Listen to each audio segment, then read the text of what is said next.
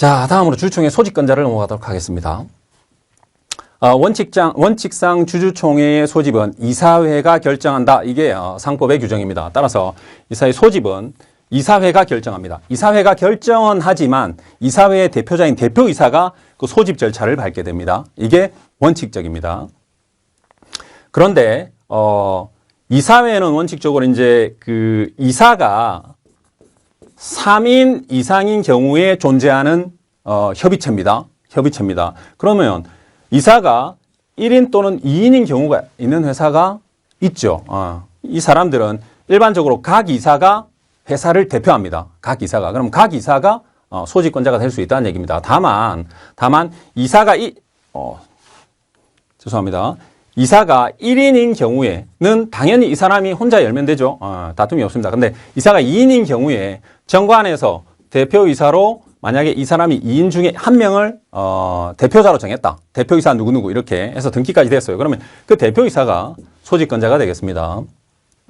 다음으로 주주입니다. 주주. 3% 이상의 소수주주에 대해서 상법상 주주총회를 요구할 수 있는 권리를 주어놨습니다. 해서 발행주식 총수의 3% 이상의 소수주주 모이면 됩니다. 3%를 모으면 됩니다. 그래서 회의 목적 사항과 소집 이유를 적은 서면을 이사회, 소집권자, 원칙적인 소집권자인 이사회 혹은 이사회가 없는 경우는 회사를 대표하는 대표자에게 제출합니다. 좀 열어주세요.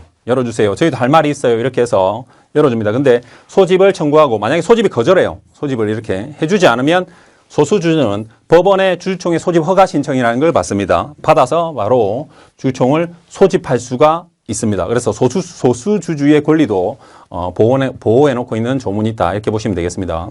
다음으로 감사도 주주총회 소집권자에 해당합니다.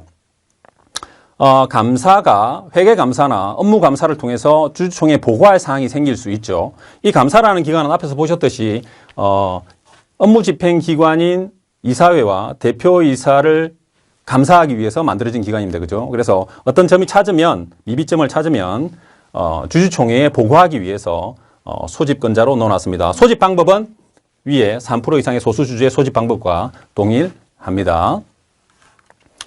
자, 다음은 이제 소집 절차입니다. 이제 누가 소집할지는 결정이 됐고, 그 사람이 이런 어떤 통지와 내용을 해야 되는지 어떤 방법으로 보도록 하겠습니다. 첫 번째 소집 통지입니다. 소집 통지 기간은 주주총회를 소집할 때 주주총회일에 2주 전에 해야 됩니다. 2주 전에 해야 됩니다. 2주 기간입니다. 다만 이에 관해서 특칙이 있습니다. 소규모 회사의 경우는 주총회 일전 10일 전에 하면 됩니다. 좀 단축시켜놨죠. 소규모기 때문에 그렇습니다. 주주의 수가 좀 작죠.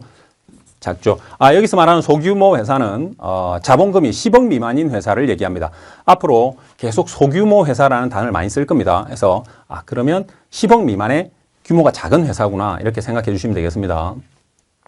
다음으로 주주 전원의 동의가 있는 경우에는 이 소집 통지 절차를 아예 생략할 수도 있습니다. 자, 잘 보시면 소집 통지는 주주를 모으는 절차죠. 그죠? 모으는 절차입니다. 그 다음에 이런 기간을 둔 이유도 이 기간 동안에 주주의 권리를 보호하기 위한 기간입니다. 그런데 이미 다 모였죠. 그러면 이 기간도 필요 없고, 그죠? 절차도, 통지도 필요 없죠. 이미 다 모였으니까, 목적을 달성했으니까요. 그래서 생략이 가능합니다.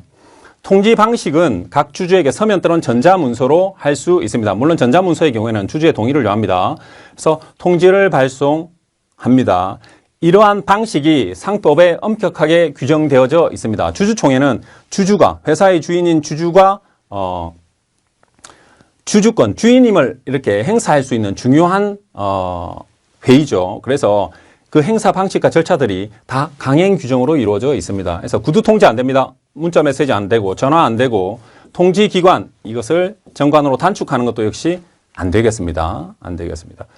다음으로 통지는 발신주의를 채택하고 있습니다. 주주명부상 주소로 통지를 발송하면 됩니다. 아까 주주명부 보고 오셨죠? 이 앞 강의에서. 해서 그 해당 주주명부의 주소로 통지를 발송하면 되고 도달 여부는 고려하지 않습니다. 왜냐하면 한 주주당 계속 도달 여부를 고려하면 해당 주주에게 통지가 도달되지 않으면 나머지 주주들에게도 피해가 가기 때문에 그렇습니다.